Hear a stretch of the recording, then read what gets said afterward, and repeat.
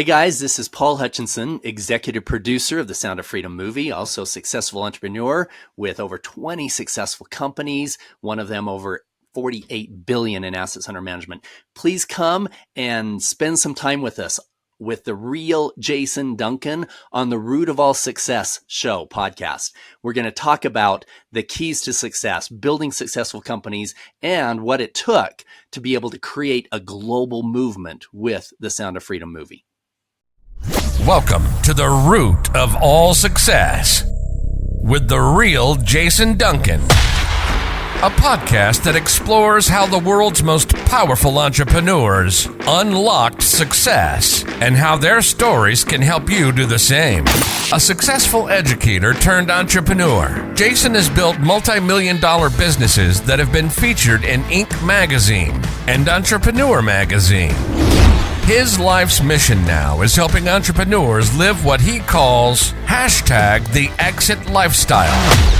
Introducing TEDx speaker, mastermind leader, author, entrepreneur, cigar aficionado, motorcycle enthusiast, and host of the Root of All Success, the real Jason Duncan. The real Jason Duncan.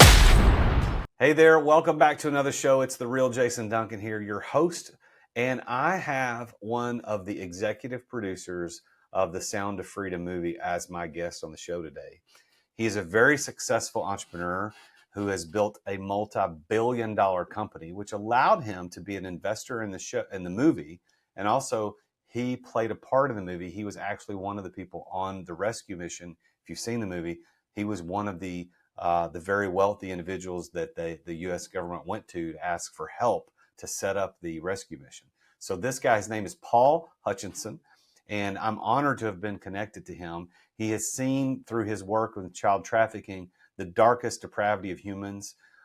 He's been, over the period of 10 years, he's helped lead over 70 undercover missions to help rescue children who are involved in sex trafficking. And when he saw the underbelly of what's going on, that's what motivated him to use all available resources. And he's a multi-millionaire to put towards helping change generations of people through liberating humans that are being trafficked. He's done a lot of things, and we didn't talk about most of the things that are in his bio. But I think the thing that you want to know about Paul is that he has a genuine heart. He's genuinely interested in seeing how his success has turned into making an impact beyond that of just having money in his life. It was an honor having him on the show and talk to him. And I'll tell you more about this. You'll figure out more as we go through. But this guy is amazing. Please help me welcome Paul Hutchinson to the show. Hey, Paul. Welcome Jason, to the show, my man. Thank you. I'm good. So you're sitting on the side of a road somewhere outside Jackson Hole in a motor coach with a flat tire right now. Yeah. Thank you for your perseverance and making it work no matter what. Well, I figured I had good cell phone signal. I'm like, this is good. It's actually beautiful. I mean, we were going to do the podcast outside, but there was too much sunlight and it was going to wave out my face. But there was a huge herds of elk out there last night. I'm like, you know what? We picked the perfect place to have a flat tire. I'm good. So we got somebody coming this morning to fix it. I'm like, all right, I'll just talk with Jason right here. Well, I'm glad to meet you. I'm glad we got connected. I don't remember how we did get connected, but I want to kind of start it off with this, the movie, The Sound of Freedom. I want to kind of start there, but then I want to backtrack a little bit into how you were able to be a part of this financially because of your entrepreneurial success. And then we'll move back into the movie. So the movie, The Sound of Freedom, came out July 4th here in the United States. My wife and I went to watch it, and it was different than I expected only because of what I had heard, but was really, really good. I don't know what I expected, but it was really, really good. And you're a character in the movie. I mean, part of your part in that and what happened in the movie, you're played by someone else in that movie. Let's start there because I think everybody listening to this in the middle of September has either probably seen it or has heard about it. Maybe you still haven't seen it, but go see the movie, The Sound of Freedom. Tell us a little bit about your involvement in the movie, and then we'll backtrack into how you got involved in the movement. And then we're going to go back to how you became to be a part of it to begin with because you had the financial resources to be able to do it. Perfect. Thank you, Jason. Well, if you've seen the film, my character is known as Pablo in the film. About halfway through, the Homeland Security agent's like, you know what? I need to figure out how to have the financial wherewithal to leave my government position and finance this, so there's in reality, we took about 8 different rescue missions and about 100 different characters in real life and put them all together into a handful of characters. There was a number of people that helped to finance some of those early rescue missions. Guys like Glenn Beck and others who were just amazing in stepping forward. But I helped to pay for some of those rescue missions. But most importantly, in my personal life, was I was asked to come and play a role. And so in that movie, Pablo was asked to come and play the role of the wealthy playboy businessman who was interested in financing the child brothel sex resort for the traffickers. This happened in real life, and in hopes that those traffickers would call other traffickers that were in the area and have them bring all the children to the same place at the same time so that we could rescue them all in one shot. And that really happened. That was 10 years ago this fall. And I got the phone call from the Attorney General here in Utah who said, Paul, I know you're very involved with child-related charities, and I need to talk to you about something that's pretty dark. I need to introduce you to a Homeland Security agent who has identified some children in Colombia, needs a bunch of money to be able to pull them out and get them back to their families. And so that was the phone call that changed everything for me. In the movie, I was the primary investor. I was the first investor in the film. And we took it to a lot of different places, to Sony, Lionsgate, and Paramount, and realized if we're going to really tell the story, we needed to maintain full control of the story. And so it was privately funded. And then even on the distribution side, we can go into more depth on this if we want to.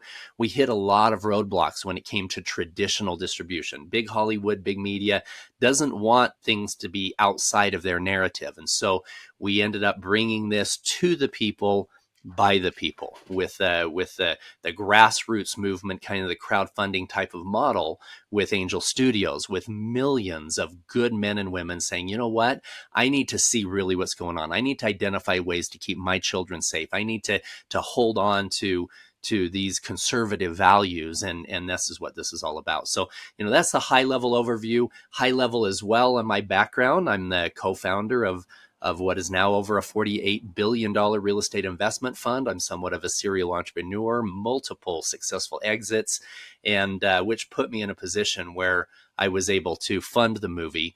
You may not have heard of me up until about 3 months ago. I had zero social media. I had pulled down my Instagram, Facebook, everything else, because I've led over 70 undercover rescue missions in 15 countries over the last 10 years. So I pulled down everything related to the real me online and put full everything into focusing on eradicating child trafficking. I retired completely from the company that I founded just to focus on that philanthropic agenda.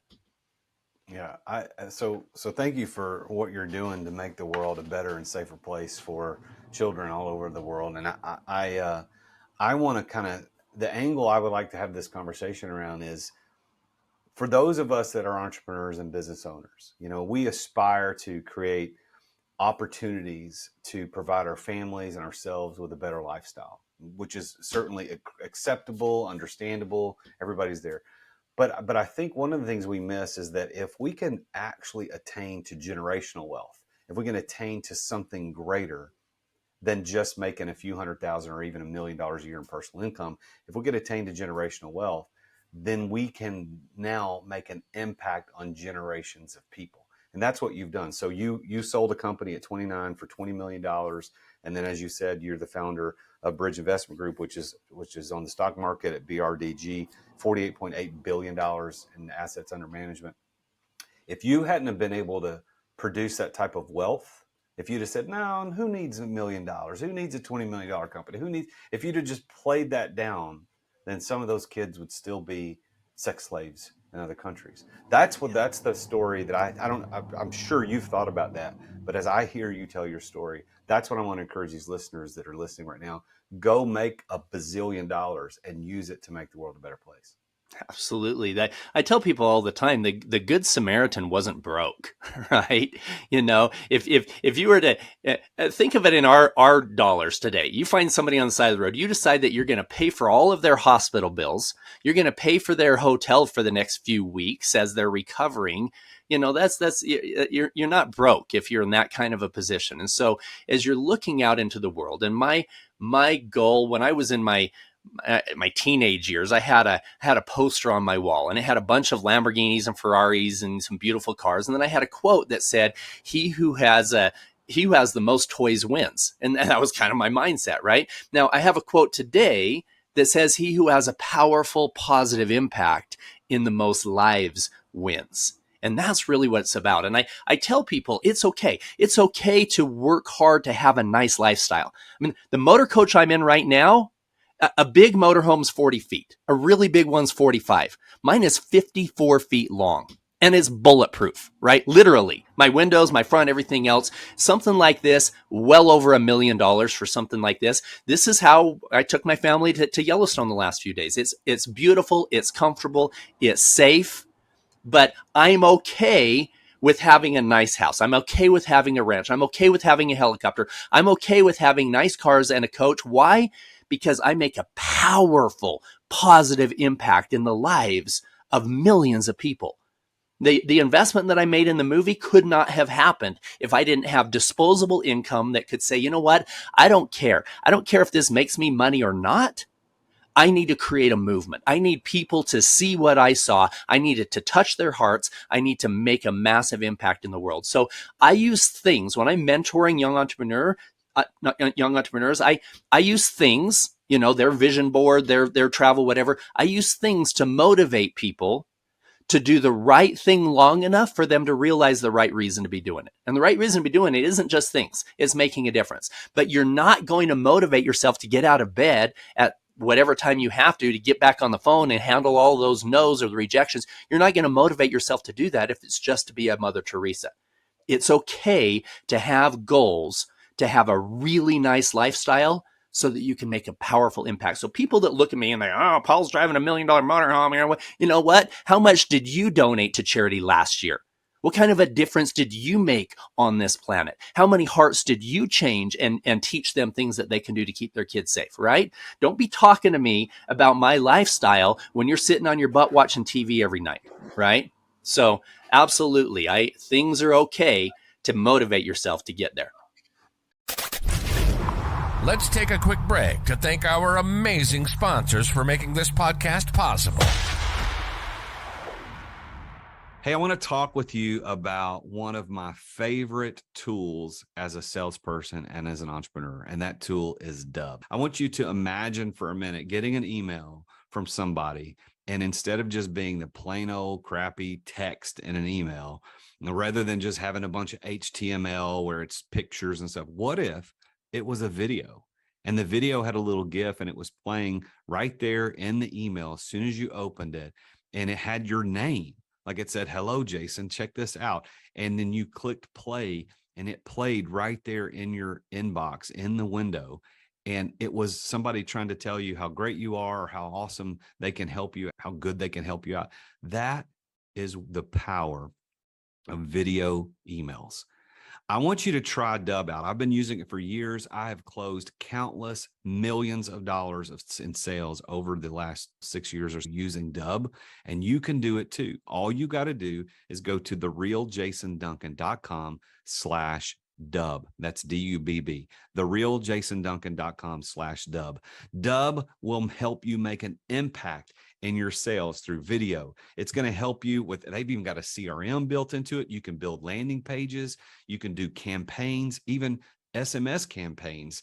You can set up automations to manage workflows and maximize conversions. And like I said, they've got an existing software platform inside Dub to take your CRM to the next level.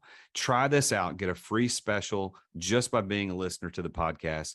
Go to therealjasonduncan.com/Dub. Get 2 weeks to try it for free and 50% off your first 2 months. That's therealjasonduncan.com/Dub. 40 years ago, you weren't in business unless you had your business in the yellow pages. You remember those things? And 30 years ago, you weren't in business unless you had a door-to-door salesman. 20 years ago, you weren't in business unless you had a website. And today, you're not in business unless you're doing social media content. Am I right? Social media content. Social media content in the form of like micro content, which is 30 to 60 second spots on Instagram Reels or TikTok or YouTube Shorts. That's the way business is done. As a matter of fact, that may be how you found out about this podcast or me as a business coach. This medium that we're using today to communicate what we do is vitally important. And just recording yourself isn't enough. You've got to do it right. And my friends over at Story do it right. And one of the problems with doing it wrong is that you sit around thinking, well, what the heck am I going to record? What am I going to say? How am I going to say it? Like, I don't know what to talk about. Well, Story takes all of that away from you. Stop wasting time trying to come up with content, because Story will send you a video prompt on what to record. You can pick the categories you want to record in, whether it's real estate, entrepreneurship, finance, relationship, leadership, life insurance. It could be anything. Don't waste time on that. And by the way, if you're not confident in talking on video, or if the video editing portion takes up way too much of your time, Story will edit the videos to perform well on social media. They add the subtitles, the pop-ups, the zoom cuts. They remove all the filler words like and and. They remove the awkward pauses. And then they take that video and post it for you. They write the captions, they add the relevant hashtags, and they post it on the platforms that you care about the most. It's exactly what you need to be in business today and to be successful at it. So if you want to learn how to do social media the way the influencers do, you need to go to therealjasonduncan.com/story. And that's story with 2 Y's. Why? Because they're awesome. Go to therealjasonduncan.com/story. That's STORYY for 10% off your first 3 months to try Story out. You're going to thank me later. Thanks for listening to our sponsors. Now, back to the show. Paul, 100%, dude. And I had a bad money story growing up. It wasn't a story that was programmed into me on purpose. My parents, no, my church leaders, nobody ever sat me down and said, listen, rich people are jerks. Rich people probably cheated people, rich people. Nobody ever said it. But that was what I got. That was the sense. So if I saw somebody driving a nice brand new Jaguar, brand new Porsche or Lamborghini or Ferrari, I would assume they probably cheated people. They probably did bad things. And that was my money story for most of my life. And then as I came into money myself, certainly not as successful as many zeros as you've done. Congratulations on your success. But as I came into that, I was like, wait a minute, I'm not like that. What makes me think other people are going to be like that? Now, here's what I love about what you just said is that these people who say rich people, they need to pay more taxes, they should make this much money, they should go give their money away.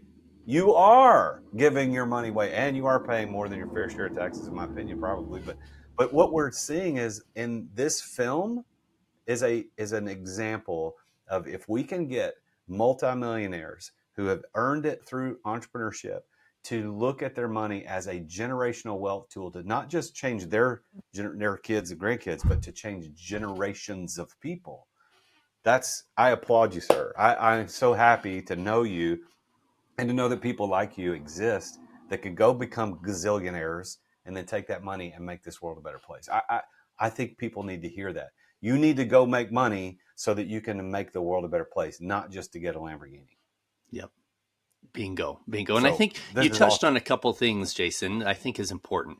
The mindset of money. You know, if you came from a childhood where there's anything inside of you that thinks that money is bad or money's going to make you bad, then you're going to sabotage your own success. Another thing too that I think is important is understanding that we truly live in a world of abundance. If you're a good person and you care about people, and there's anything inside of you that believes that we live in a zero-sum world, meaning in order for you to make $1 million, somebody else has to take $1 million out of their pocket and give it to you. Or in order for you to make $1 billion, you have to take $1 billion from other people and their lifestyle is going to decrease. If you think that's the case, you're going to sabotage your own success. You need to understand that you can create businesses that are truly win-win-win, where your customers are better off in their life because of what you created for them and what they purchased from you.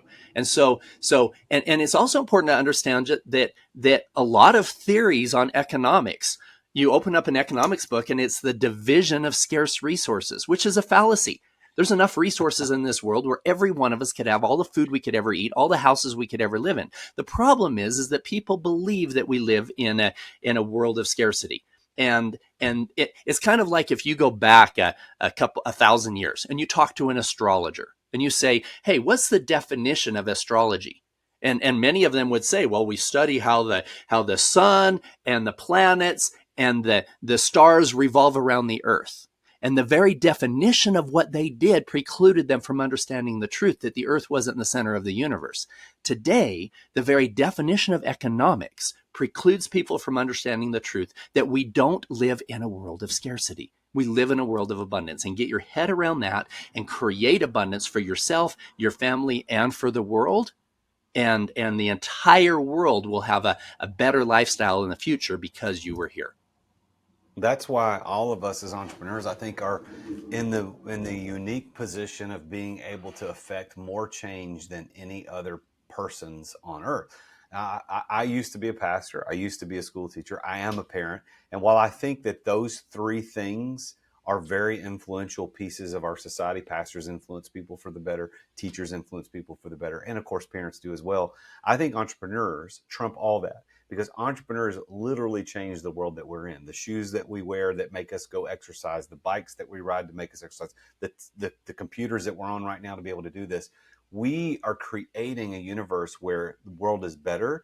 And if we have the proper perspective, as you, Paul, have, is we can then take the benefits of the value that we've created, i.e. money, we could take that benefit and we can turn that back in to benefit other people. So your first business that you sold at 29, what was that business? What did you do? And this is what I love.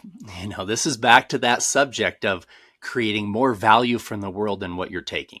So there was a company called the Midwest Center for Stress and Anxiety. Lucinda Bassett had created this program that helped people overcome anxiety and depression disorders through this cognitive restructuring approach, this workbook and some audio programs. I created a marketing company that took it global. I had the worldwide marketing rights for Lucinda Bassett's program. We created a coaching program that helped people overcome it. We worked in depth with them on everything they were doing. We had over 50,000 people a month calling in off of that infomercial that were getting help with their negative habit patterns of thought, of negative self-talk and worry and what if thinking, negative expectations, the perceptions we have of ourselves, our coping skills in dealing with stress. These were all things that could be changed. And when done so, it changes your outcome. People, the drug companies are making billions and billions of dollars every year on Xanax and Zoloft and all this crap that is just masking the problem, but we help people get down to the roots of it. And so I could go to bed every single night knowing that I made a positive impact in the lives of others. Our coaching program was like $1,200. Some of these people couldn't even work a job, but I felt good about it because we had a 100% success. We had 100% guaranteed, about a 97% success rate of people overcoming those anxiety and depression to the point where they could work a job again. It wasn't debilitating. And so I could feel comfortable that the value that they received was multiples what they just paid to get that help that they needed.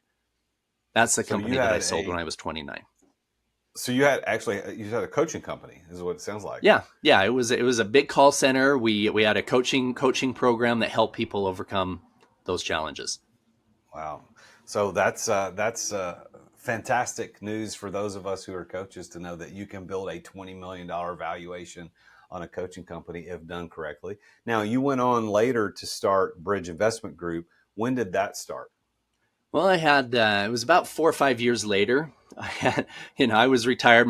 My wife at the time, she wasn't excited about me telling her how to micromanage her home better. She's like, "Can you go do something?" So I started investing in real estate, and I realized if I didn't hire guys smarter than me, I was going to lose all my money in real estate. So I brought on a partner, John Pennington, brilliant man. In fact, from an entrepreneurial standpoint, I think this is important. People ask John, they say, "How did you guys get to multi-billions? Did you see that in the beginning?" He said, "I didn't, but let me tell you a story about Paul."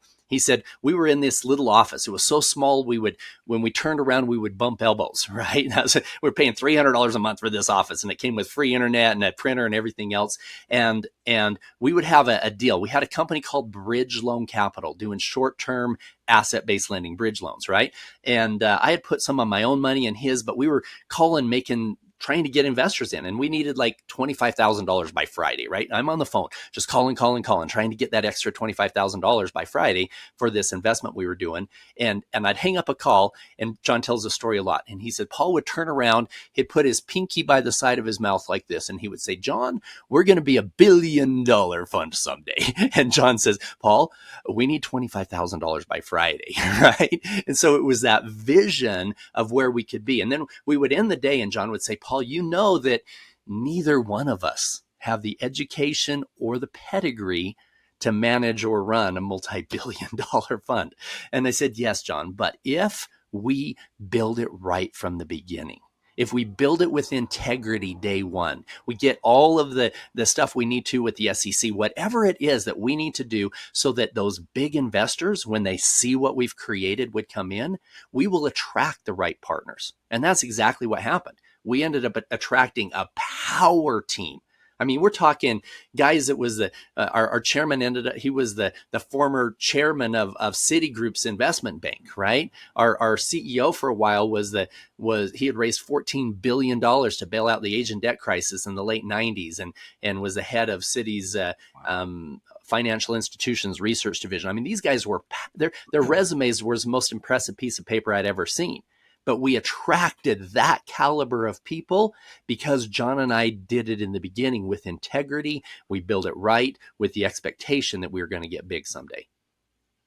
So $48.8 billion in assets under management. So is it still focused on bridge loans or is it expanded beyond that? Don, the guy it was actually interesting. I had this vision of where we were going, but I didn't know how to get there. You know, we had the audited financials, but we didn't know how to get in. We knew we could go to Morgan Stanley and have them write a $300 million check, but I didn't know how to get in front of them. And so my son's soccer coach introduced me he says, Paul, you need to meet this guy. He ran Citigroup in Asia and all this stuff. He's in Utah. He's overqualified for everything here. And Don jokes. He says, Paul found me walking around Utah with an unemployed sign. I'll work for equity, right? So, I mean, this guy was powerhouse. And we bring him in, and we were doing these bridge loans, and we had about $100 million in at the time.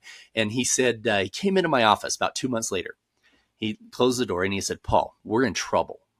I'm like, we are the company? He goes, no, we the country. He said, we're looking at a multi-trillion-dollar problem. And if you don't change, you're going to be upside down with everybody in your space. Now, this was late 2006. This was a year and a half before the 2008 crisis that just tanked everybody. And he had this, this crystal ball that could predict all this stuff. In fact, the reason why we listened to it, he had all these third order polynomial equations that was way over my head. And the reason we listened is that in the late 90s, he was working for Citi in Asia, the largest corporation on earth at the time from a capitalization standpoint. And he predicted the Asian crisis 9 months before it happened.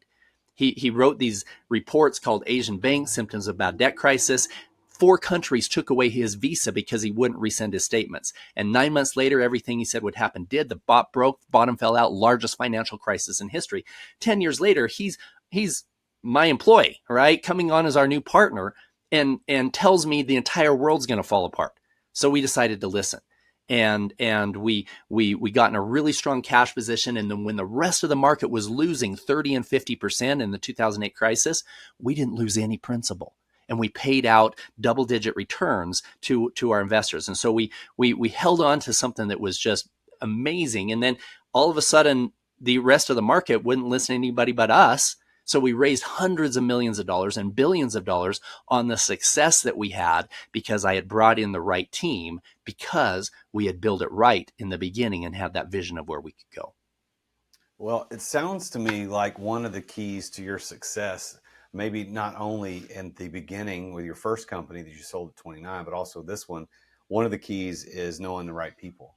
but I don't want to put words in your mouth. So what if you had to narrow down all of your success into one key that unlocked the door for you to become successful? What would you say that one key is? I would actually say it's having really effective visualization. Okay. It's that whole thing, John, we're going to be $1 billion fund someday. Right. And this is the same thing when we're finding the kids, undercover work. I have a book that will be coming out later this year called Are You Listening? And it's not Are You Listening with my hand on my ear? It's Are You Listening with my hand on my heart? And this isn't a religious conversation. This is an understanding that every single one of us have the ability to feel and recognize that thing that connects all of us. But those directions, that intuition, that will never come unless you have clarity as to where you want to go. Right? If you don't have very clear, specific goals, you're going to get nowhere with amazing accuracy. They did a study years and years ago, 40, 50 years ago at Yale University. Brian Tracy talks about this in The Psychology of Achievement. He says that they took the graduating class and identified those who had clear, specific, written goals, and it was only 3% at the time. And 20 years later, that 3% was worth more in net assets than the entire other 97% put together. One of the most amazing longitudinal studies I've ever read. And the only difference was the fact that they had identified clearly where they wanted to go. Most people spend more time planning their next vacation than they do planning their life. If you simply take some time and identify where you want to go and get clear about it, and then learn to listen, because those promptings will come when you have clarity as to where you're going, you will bring the right people. You will people call it the law of attraction. It's not the law of attraction. It's the law of creation. It's your actions, your words, and even your thoughts that are driving your future and will create either a life of abundance or a life of scarcity, a life of happiness, a life of sadness, whatever it is. It's your dominant thoughts will become your words, will become your actions. So that I believe is more of the key, because that is what attracted the right people into my life. It was a 1 in a billion chance that I would have Don Hartman as my partner. 1 in a billion. He was one of the top 5 experts on the planet at analyzing banking cycles and credit crises right before the 2008 crisis, right? What's the chances of that? I can't say, oh, I'm going to interview 1 billion people and find Don. No, I had to identify where I wanted to be. Call it the universe, call it God, call it karma, call it whatever you want to. Something creates that in your life when you identify exactly where it is you want to go. Paul, I like you even more now. Like that last little section there. This is so powerful. This idea of visualization and law of attraction, the law of creation, the law of cause and effect. I mean, what we do, what we sow, we reap. You know, we can't reap what we don't sow. All of this plays into everything that I am consuming right now, and I'm trying to deliver to the world. And I'm so glad that you are giving a second to that. So thank you so much for that. Even unbeknownst to my situation, thank you for helping me see that in you and your Jason. success. So well, speaking of success, how do you define that word success? How do you define it? Oh, that's where most people get messed up. Okay. Realize this. Yeah. When I first got brought in to the child rescue work, the reason why I was so effective, and you'll see this when you watch the movie, these traffickers were looking for somebody with a big checkbook and a big ego, right? The Jeffrey Epsteins of the world. Now I've never done anything illegal. I've never done anything, attracted to children. That's bullshit. These guys will all go to prison. But the energy of these guys who do these horrible things was in line with that arrogance that came with me being, I wasn't Paul Hutchinson. I was Paul effing Hutchinson, right? I had built a multi-billion-dollar company. I was on my second marriage, going on my third, right? And I had parties at my house where I had every one of the NBA players from the area that were there, and 150 half-dressed women, and it was crap is what it was, right? I was the envy of the average entrepreneur, thinking, wow, look at Paul. He's got these nice cars and nice party. That is not success. I'm telling you right now, it is a disaster. It is lonely. It is sad, and you don't know who really loves you for you. You think that everybody's just after your money, which they are, because you're living in that energy, right? And my personal transformation came because of the fact that I was brought into that child rescue world, and I saw the darkest depravity of human nature that came when you were commoditizing women, when you were going down this road. And some of these guys end up, getting addicted to pornography, and then going down this darker road, and then being attracted to kids, and then putting on these parties. It was horrible. And I couldn't imagine how in the world we got to that point. Humanity got to the point where that's the fastest growing criminal enterprise in the world. So I took a step back and I'm like, this is unhealthy. Because that arrogance, ego, energy that Paul F. and Hutchinson had was the same arrogant ego energy that was driving wars, that was driving massive contention, that was driving pornography, that was driving prostitution, all of this stuff that was breaking apart marriages. So I took a very deep look into myself and did some deep guided meditation journey experiences that changed how I felt about me. And in one of those scenarios, I could feel in every cell of my body, I could feel the pain that my children felt when I cheated on their mom, right?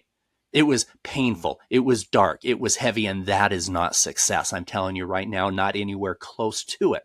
And so when I was able to see myself for what I was, I am happier now than I've ever been. I'm in a super healthy relationship. We just got married two months ago. I actually stole Superman's girlfriend. That's a whole different story, which we can go into. But it's been. Did you say 2 weeks ago? Did you say 2 weeks ago? 2 months ago. 2 months ago. Yeah, we got married in Acapulco, Mexico. She's Ala Vanessa. She's the executive director of the Child Liberation Foundation. She was a famous actress in Colombia for a while. And the little quick side story. So Henry Cavill, the actor who plays Superman, right? He was at her work almost every day. They started to date. He wasn't huge dating, right? But they dated like 2 or 3 times, and then she met me. So that's my mic drop. Not building a multi-billion-dollar company, not rescuing the kids. There's my mic drop. Boom! I stole Superman's girlfriend. But oh, that's great. But that's what success is. Get back. You told us what success is not. So tell us, give me that. What so success is living with integrity in all areas of your life. Success is living in a way where you can be an open book about everything. You don't have to hide what you did last night or last month or last year. Success is having a true positive impact in the lives of every person that you meet, not just the checks that you write for your charity, but having a positive impact in the lives of your family, of your friends, of those people who are around you.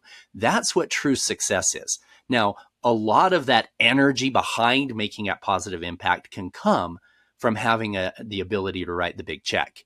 And that's an important part of it. Having that complete freedom to be able to make any decisions and then choosing to make the right ones, the ones that are truly going to make a positive impact in your life, in others, and in the entire world. That's success. Love it. So based on that definition, do you consider yourself to be a successful person? I sure do. Yep. Today, more than ever, super grateful for the road that I'm on, and the roads that I fell off and the roads that I now found, and super, super grateful. All right. So now let's pull it down to some advice.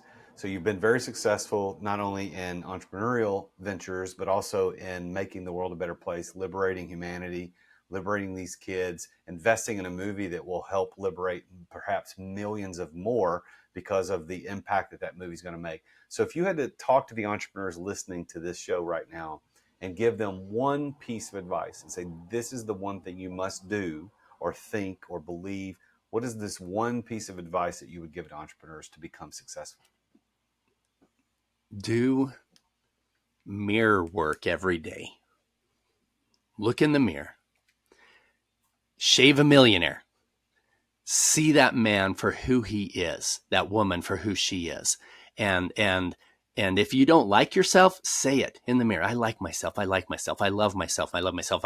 I achieve positive affirmations in the mirror and identifying exactly what it is that you want to do in this world. Understand that your future is completely unwritten and it has nothing to do with your past and nothing to do with the things that happened to you.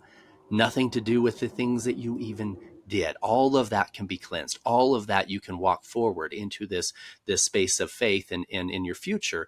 And that starts with how you perceive yourself. You cannot love somebody else more than you love yourself. And you can't have a future of abundance if you see yourself as a failure. So change that perception of yourself. Do that mirror work. See yourself as a good husband, a good mother, a good father, a good wife, a successful entrepreneur. Visualize that, see that, and believe that, and you'll be amazed at how quickly your life turns around and those things start coming into your life to create a fruition of what you believe. Man, that is so good, Paul. Man, this has been one of my favorite conversations of the day. So thank you so much. I've had a lot. I've talked to a lot of people today. Probably a favorite conversation of the month. This has been a lot of fun talking to you and knowing a little bit about the background of the movie, about your background, how you got involved with it.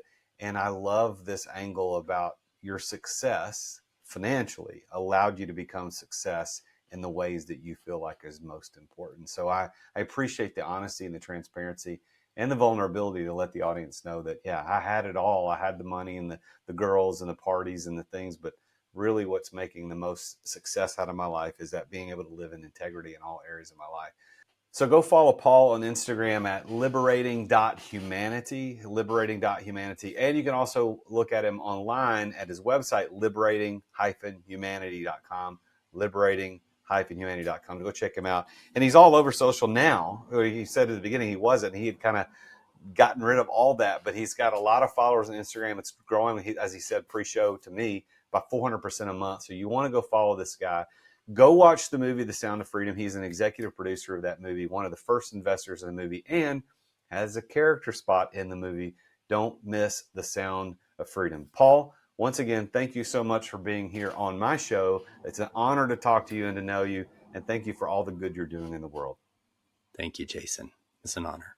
Wow, what a story. That is another successful entrepreneur and his journey to success and how it's leading to the success of literally millions of other people and families across the globe because of his ability to invest time, energy, and money into alleviating human trafficking.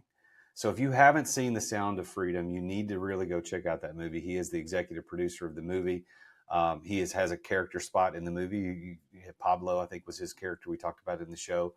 But this guy was only able to do that because of the success he created in his company. So are you creating that type of success to create generational wealth? Are you scaling and building a company that lets you do that? Or are you just playing? You're just a job owner. Maybe that's something you want to take a look at. And as I normally say at the end of my show, my book, Exit Without Exiting, which is an international best-selling book, tells you the secret of how to get yourself out of the weeds and create a very successful company. And that perhaps you can, like Paul, use your success and the finances you create to make a bigger impact in this world than just buying a new Ferrari, than just buying a new house, than just buying an island somewhere. Maybe it's buying the freedom for kids who need to be rescued. So thank you for tuning in today. It's been an honor to have Paul on the show. Remember to go check out liberating-humanity.com, liberating-humanity.com, and follow Paul on Instagram at liberating.humanity. Send him a DM, say thanks for being on the show. Let him know that you heard him here. And thank you for subscribing, for leaving a review. This would be a good one to leave a review on. Leave a 5-star review. Say, I love this show. That helps me get further up in the rankings so more people can hear the show so I can make a bigger impact in this world. But thank you again for being here. It's an honor. It's an honor to have you listen to the show. And I'll leave you with a quote that Paul said in the middle of the show. The Good Samaritan wasn't broke. So don't go be broke. Go make the money so that you can help as many people as you possibly can. I am the real Jason Duncan. And until next time, Jesus is King. Attention business owners. Attention business owners. Feeling burnt out from running your business? Uncertain if you're nearing burnout? Take our free 10-question business burnout test at businessburnouttest.com to discover where you stand. With just 10 quick questions, you'll learn how to immediately begin making changes to regain freedom and success. Cut your daily operations time in half. Improve your quality of life and prepare your business for your future exit without losing revenue or profit. Visit businessburnouttest.com now and take the test. Thank you for listening to another edition of The Root of All Success with the real Jason Duncan. If you've enjoyed this week's episode, visit therootofallsuccess.com to access the show notes and other helpful resources. Follow Jason on social media at The Real Jason Duncan. See you again next time here on The Root of All Success.